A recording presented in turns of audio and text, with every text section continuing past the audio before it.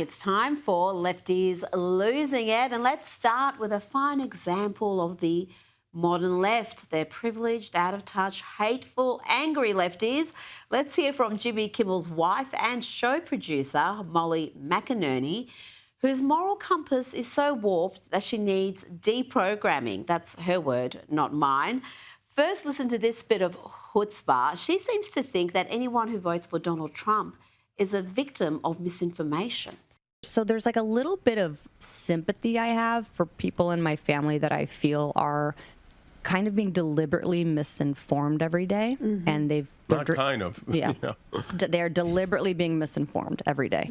Are they watching your husband's awful program? Because that's where the hysteria, hate and misinformation is happening. You think we forgot about him lying, straight out lying about Charlie Kirk's murder? Let's hear more from Molly and her delusions of grandeur. My husband is out there fighting this man. And to me, them voting for Trump is them not voting for my husband and me and our family. And I unfortunately have kind of lost relationships with people in my family because of it. Mm-hmm. This is not just Republican versus Democrat for me anymore. Mm-hmm. It is, to me, it's family values. I feel like I'm kind of in constant conflict and I'm angry all the time, which isn't healthy at all. But I personalize everything now. When I see these terrible stories every day, I'm immediately mad at certain aunts, uncles, cousins who put him in power. And it's really hard. And I wish I could deprogram myself in some way, but I get really angry. Yeah, I think a deprogramming is a fine idea. Imagine being that lucky and privileged and choosing to be miserable and bitter every day, and nasty too, to your own flesh and blood. Now, here is another foul leftie with pronouns in her bio, naturally, who thinks it's fun to mock Erica Kirk, a grieving widow who lost the love of her life, the father of her 2 young children, in the most tragic circumstances. But for the left, well, it's just a reason to mock her. All right, Erica, this is your moment. This is your moment to shine. This is your moment to show America how amazing you are. Be the sad, grieving widow that you have always dreamed of. This is my moment. Fox News. My husband.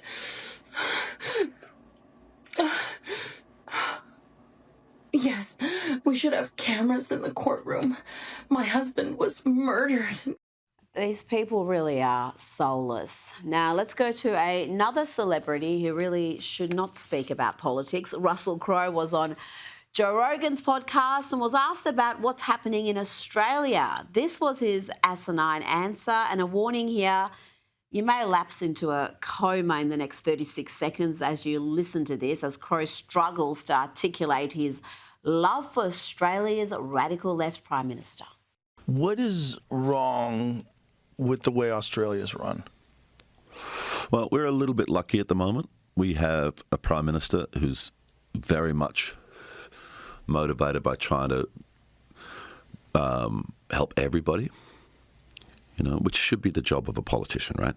Sure. To improve the lives of the people that they represent. And he's kind of inherited, a conga line of stupidity that was going on, and he's trying to fix things. Now, the lockdown continues with the media, including ABC's George Stephanopoulos, continuing to blame the Republicans for Schumer's shutdown. Here, Treasury Secretary Scott Bessent takes the Democrat operative to task, and listen to how this interview descends into farce before Scott gets a delicious dig in. Well played, sir. You were involved in a lot of these in the 90s, and you basically called the Republicans terrorists, and you said that it is not the responsible party that keeps the government closed. And so what we need is 5 brave, moderate Democratic senators to cross the aisle, because right now it is 52 to 3. 5 Democrats can cross the aisle and reopen the government. That's the best way to do it, George. I can disagree with you about the history there, but we don't need a history lesson right now. George, Let's talk about what's happening right now. If you want, I've got all your quotes here. I've got all your quotes here, George. I'm sure you do. But let's talk about the situation right now. Read your book. So you got one purchase on Amazon this week, and that's very much what you said. Now, a trigger warning for the more sensitive lefties. I'm about to play a clip of Cristiano Ronaldo, probably the biggest sporting superstar in the world right now. The legendary soccer player wants to sit down with President Trump. One of the most important guys, of course, is U.S. president. If we can help each other to make this happen, I wish one day to meet him, to sit with him, because he's really one of the persons that I really like him, because I think it can make things happen, and I like people like that. Joining me now is celebrity and royal commentator Kinsey Schofield. Kinsey, that clip is going to send the left into fits of unbridled rage. It's going to give you plenty of content. I completely agree. But look, powerful people gravitate towards one another because true winners recognize that proximity to excellence, and they realize that it sharpens their own edge. I mean, winners run in packs. And I think that that's what you see here, him recognizing someone that he admires and somebody that has, committed to a lot of the promises he's made. He's actually executed them over the last year. Yep, and he would know saying that is going to get him all sorts of backlash from the usual suspects, but he said it anyway, so I admire that. Now, Jimmy Kimmel's wife has admitted to cutting ties with her Trump-supporting family after sending them numerous emails begging them not to vote in last year's election. I played a clip of her earlier in the program. Molly McInerney, who also works on her husband's show as head writer and executive producer, says she felt deeply betrayed by relatives who backed President Trump, saying their vote was effectively a vote against her TV host husband and family. I mean, I think this lady has some issues, Kinsey. You know what? I thought this quote was incredibly telling. She said, "My husband is out there fighting this man. And to me, them voting for Trump is them not voting for my husband and me and our family. Your husband's job is not to fight this man. Your husband is supposed to be a comedian, entertaining, hardworking Americans looking for an escape before bed. This is why America is tuning out your husband." Absolutely. I mean, one, he's supposed to be a late-night TV host comic. He's supposed to be witty, provide some laughs, provide some entertainment. He rarely does that because he has become a full-time activist, and that's why he lied about Charlie Kirk's murder. That was the only reason. Why else would you do that? Now, let's talk about the royals. Princess Kate has honoured her late relatives for Remembrance Sunday, including Princess Diana and her grandfather, Peter Middleton. Kinsey, her grandfather was a pilot who served in World War II. That's right. And her husband, Prince William, served in the RAF after graduating. Catherine wore his mother's pearl drop earrings on Sunday. She looked so respectful and pensive. And of course, we bring you these incredible visuals of Catherine honoring the patriotic and deceased, in jarring comparison to Meghan Markle hitting up a Kardashian bash. I mean, you just can't. It's hard to comprehend where Meghan Markle's head is when we are seeing such grace and strength and selflessness from Catherine. How she could justify throwing on her Bond gear and showing up to the Kardashians' house. Well, Meghan's upset plenty of people and possibly embarrassed Prince Harry by not wearing a poppy alongside her husband at Kris Jenner's 70th birthday party. She would have known of Harry's deep and personal connection to Remembrance Day, Kinsey, and this is certainly not going to endear her to the British public either.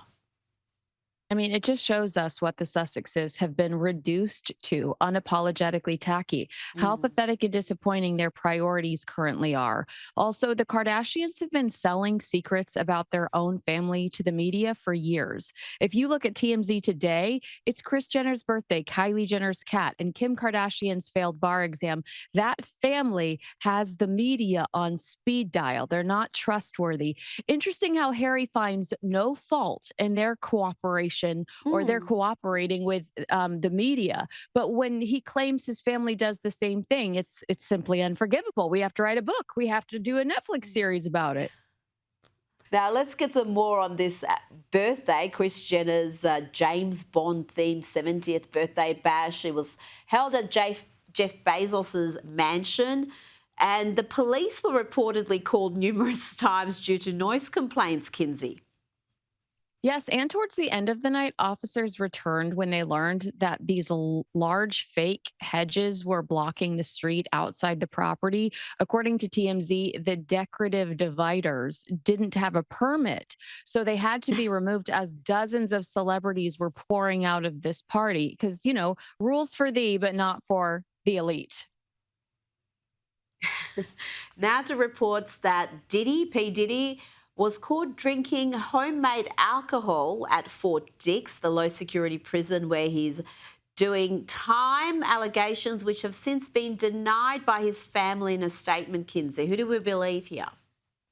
I mean, of course they're going to deny this accusation, but this is interesting to people that watched this trial because Diddy claimed to a judge that he was sober for the first time in 25 years, thanks to his incarceration.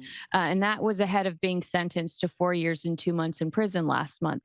So is he? Was he? Did he lie in court? People are curious to know. I mean, if he's in there throwing back moonshine, it doesn't seem like he's learned his lesson. No, not at all. And then before you go, Blake Lively has asked a judge to award her $161 million in damages over Justin Baldoni's alleged smear campaign against her. She claims she lost $56.2 million in earnings, past and future, from her acting and producing gigs, as well as speaking engagements and endorsements. Kinsey, is she likely to receive anything like that or anything at all?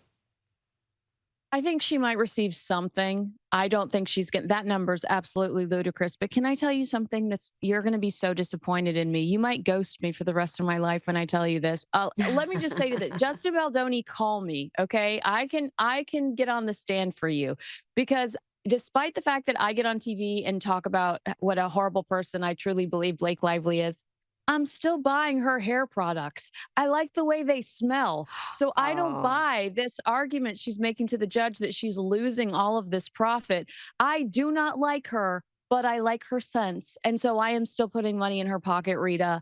I am proof that she's not losing $161 million. You are proof. That's proof. And I don't know if it's a ghosting offence, but I'm putting you on a watch list. There's a red flag next to your name now. So just watch out, Kinsey Schofield. Thanks for your time.